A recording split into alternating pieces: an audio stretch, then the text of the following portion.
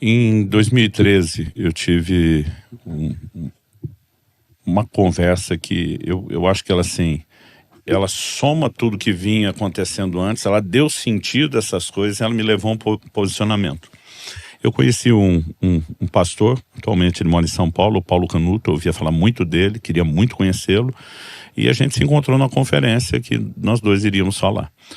A gente só tinha uma noite, que é quando a gente se viu, e quando terminou a conferência, o pessoal que organizou a conferência fez uma janta na igreja mesmo. Hoje eu já não como esse horário no pós-culto. Na época isso ainda era uma cultura, e a gente infelizmente não só comia muito e comia errado.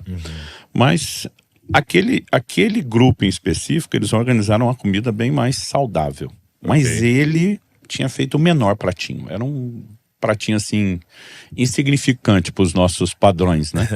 E eu, como não conhecia, queria aproximar, puxar a conversa, achei que aquilo era desculpa para iniciar a conversa, mas não queria falar daquilo. Então eu olhei pro prato dele e falei, tá se cuidando, hein? Era só para sorrir, cumprimentar e entrar. Quando eu falei isso, ele me pergunta, quantos anos você tem? E eu sempre brinco, quando um cara com mais de 60 perguntar a sua idade, ele vai te dar sermão. Eu lembro quando ele falou, quantos anos você tem? Já pensei, cara, deu ruim, começamos errado esse negócio. E isso foi há um pouquinho mais de 10 anos atrás, estava com 41. Eu respondi para ele, 41. Quando eu falei 41, ele falou, não, estou perguntando sua idade, porque quando eu tinha 44 anos, ele falou, achei que você estava perto dos 40. Eu falei, eu morri. Ele falou isso, eu falei, você o quê? Eu falei, eu morri. Eu falei, como assim morreu? Eu morri, eu tenho o laudo médico da minha morte. Do lado dele estava a Eva, a esposa dele, que foi quem o socorreu, levou pro hospital na ocasião. E ele falou, os médicos me reanimaram 5 vezes. Nas primeiras 4 eu voltei, na quinta não. Eu já mudei o assunto, porque não é toda hora você conversa com alguém que morreu, né? Já conheci alguns. Mas eu falei, como é que você sabe que você não voltou na quinta? Tipo assim, o que estava acontecendo? Ele falou, não, porque eu me vi saindo do meu corpo e tudo o que aconteceu a partir de então, ele falou, eu assisti do lado de fora. Ele falou, eu vi o que o médico falou quando tirou minha aliança, entregou para minha esposa, eu vi que horas era no relógio lá do hospital quando ele assinou o laudo da minha morte. Ele falou, e a minha versão bate nos mínimos detalhes com a do médico da minha esposa.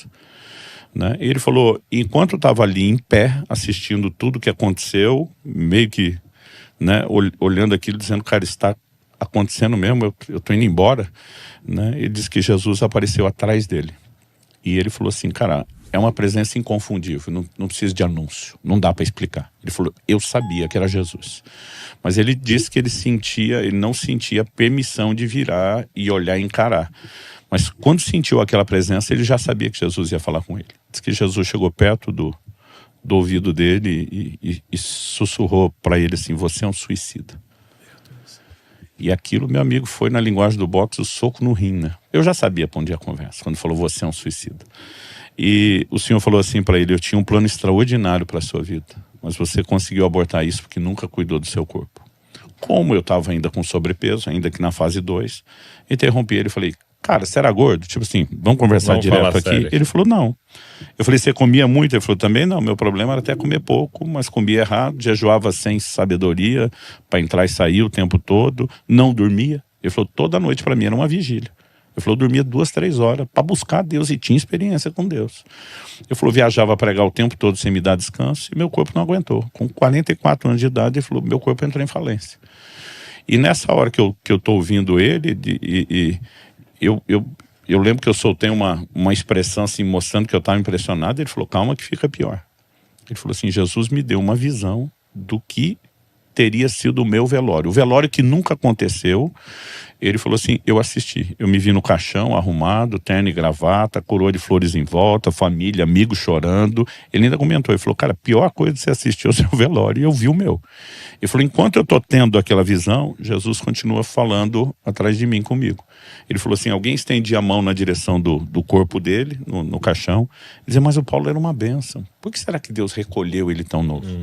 Então não sei você como pastor, mas uma frase que em 30 anos de pastorado eu ouvi muito quando chegar a hora não tem o que fazer.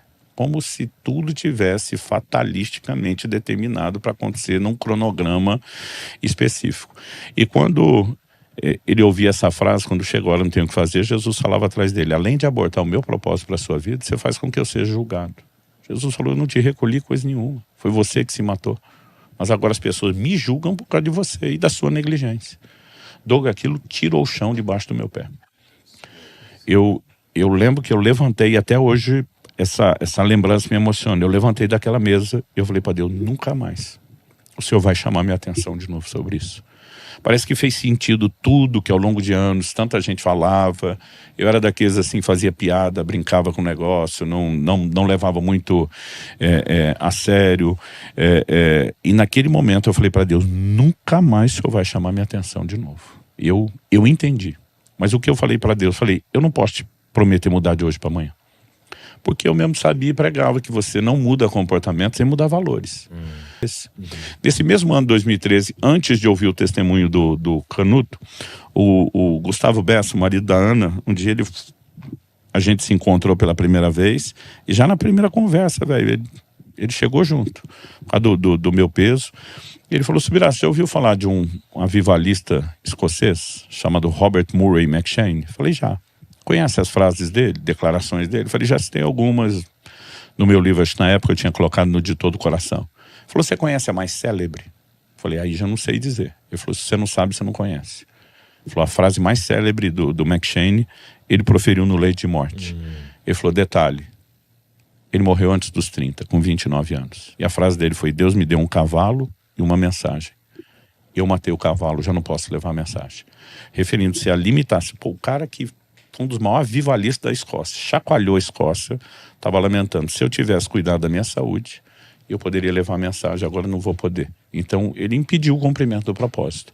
Então essas coisas meio que foram se somando, juntando as peças do quebra-cabeça, e aí eu falei para Deus, me dê um ano. Eu preciso, era finzinho de 2013, falei, eu preciso pelo menos até o final de 2014 repensar tudo. Sim. Então eu passei a estudar a Bíblia e eu brinco que eu descobri uma outra Bíblia sobre o cuidado do corpo, que é o que eu vou ensinar coisas que eu nunca enxerguei, que eu não sei se a gente não queria ver, se é na cegueira, se, né, não vou inventar um motivo, pode ser vários, eu tenho várias possibilidades para o fato da gente não enxergar, não falar muito, ou ensinar de maneira distorcida. Mas foi nesse processo, alguns meses depois, que eu conheci o Dr. Alden. Fui fazer uma consulta com ele porque o pastor Márcio Valadão pediu. Não é nem porque eu achava que precisava, tal. E nessa ele me pegou de jeito, né? Eu falei, doutor, muito ruim. Ele falou, é melhor do que eu esperava para alguém como você que não se cuida, né? Mas no meio de toda a conversa, eu lembro que eu falei para ele, não, é que Deus está falando comigo sobre essas coisas, agora achando assim, tipo, vou arrasar, né? E quando eu falei isso, ele falou assim para mim, ele falou, Luciano, eu também sou pastor e pregador. Ele falou, algo frustrante para mim é ver um cara chorar depois da mensagem no apelo, dizendo eu vou mudar, e você imaginar que lá pro meio da semana ele já esqueceu aquilo tudo. Ele falou, isso também te incomoda como pregador? Eu falei, acho que todo pregador vai partilhar esse sentimento. Ele falou, pois é, assim que eu tô me sentindo com você do outro lado da mesa, dizendo, Deus está falando comigo. Imaginar que você vai sair daqui daqui a pouco e já não está mais tocado, já. E de repente trocar de lado e enxergar para aquela perspectiva mexeu comigo. Sim. Mexeu com meus brios. Aí ele olha para mim e fala assim, mas você concorda que se esse cara que chorou lá no apelo lesse mais a Bíblia, isso ajudar ele a ter uma consciência que favoreceria a mudança? Eu falei, com certeza. Eu falei, então eu quero te pedir algo. Ele falou, leia mais a minha Bíblia. Ele botou entre aspas. Eu falei, o que é a sua Bíblia? Ele falou, leia sobre saúde. Ele falou, cara, você é um cara curioso, você vive fazendo pergunta toda hora sobre tudo. Ele falou, se você entender o funcionamento do corpo, né, não apenas limitações, eu acho que a gente tem que imaginar assim, o quão perfeita é a estrutura que Deus criou. O que está disponível, né? O que dá para fazer com isso aqui? Né? Então ele falou, isso vai mudar. Eu saí do consultório com uma relação bibliográfica de materiais para ler, que também, obviamente, o entendimento bíblico moldou minha fé e a doutrina, mas aquelas coisas que não estavam em conflito de forma alguma me ajudaram a ampliar a percepção de algumas coisas. Então assim, eu sempre dizia que dormir era perda de tempo. Eu falava isso. Minha esposa ficou chocada quando nós casamos, porque eu falei, ó, se tivesse um comprimido que desse para tomar e não dormir, eu tomava. Um dia o médico falou, ainda bem que você não descobriu, porque o comprimido já existia. E minha esposa dizia, como que alguém não quer dormir? Ela dizia assim, uma coisa tão importante, não é necessário. Dizia, perda de tempo. E nesse dia na conversa... Quero produzir. E eu falei, pô, eu durmo de 4 a 6 horas no máximo. E tá bom, meu corpo não precisa mais do que isso. Ele falou, não, você tá enganado. Não tá bom coisa nenhuma, porque seus exames estão mostrando que não tá nada bom. Ele disse, seu corpo habituou com essa violência que você faz, ele tá adaptado, nesse momento e você não percebe o dano que está fazendo. A conta vai chegar. A conta vai chegar. E ele falou assim, ele também bateu de jeito quando eu falei dessa questão do descanso, porque ele falou assim, cara, quando eu falei que dormir era perda de tempo, ele falou, eu fico impressionado quando eu encontro alguém mais sábio que o próprio Criador. Tipo assim, ele faz o corpo com uma necessidade de dormir 8 horas e você vem dizer que isso é perda de tempo e que não precisa e tal. Tem um texto de Eclesiastes falando do machado, diz assim, se estiver embotado ferro e não se afiar o corte, tem que botar mais força. Mas a sabedoria é proveitosa para dar prosperidade. Então você imagina o lenhador, tá rachando lenha, alguém falando, não vai afiar o machado, tem tempo para perder com isso. Isso é perda de tempo. Não é perder tempo, porque o tempo que ele gasta afiando o machado vai fazer com que ele produza mais, com menos tempo, com menos energia. Então assim, qual a inteligência de dizer não afia o machado? Agora, qual a nossa inteligência? A gente não para descansar porque tem que produzir. Quer dizer, como é que vai ser essa produtividade sem descanso?